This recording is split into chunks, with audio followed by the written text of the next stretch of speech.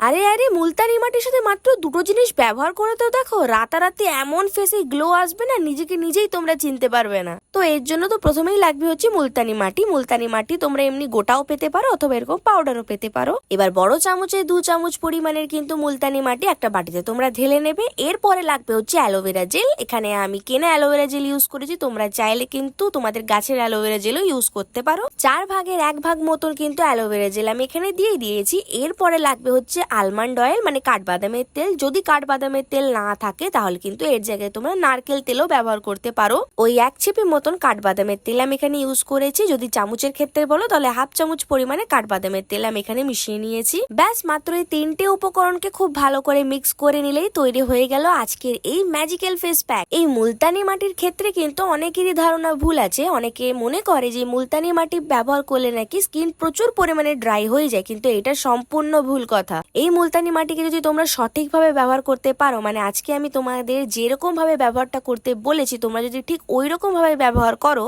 তোমাদের মুখের ত্বক যে কতটা পরিমাণে বদলে যাবে তোমরা নিজেরাও ভাবতে পারছো না। তাই এই প্যাকটা মাত্র সপ্তাহে একটা দিন ব্যবহার করে দেখো, মাত্র 5 থেকে 10 মিনিট এই প্যাকটাকে ব্যবহার করে ছেড়ে দেবে। এই দেখো, আমি কিন্তু খুব ভালো করে মুলতানি মাটিটাকে ভালো করে ফেসে অ্যাপ্লাই করে নিয়েছি। এবার 5 থেকে 10 মিনিট ছেড়ে দিয়েছিলাম, দেখছো কতটা পরিমাণে শুকিয়ে গেছে। ব্যাস, তারপরে তোমরা যে কোনো একটা ভেজা রুমাল অথবা ঠান্ডা জল দিয়ে খুব ভালো করে মুখটাকে ক্লিন করে নেবে। ক্লিন করার পর আমার ফেসের রেজাল্টটা তোমরাই দেখো, আমাকে আলাদা করে কি আর রেজাল্ট সম্পর্কে কিছু বলতে হয়?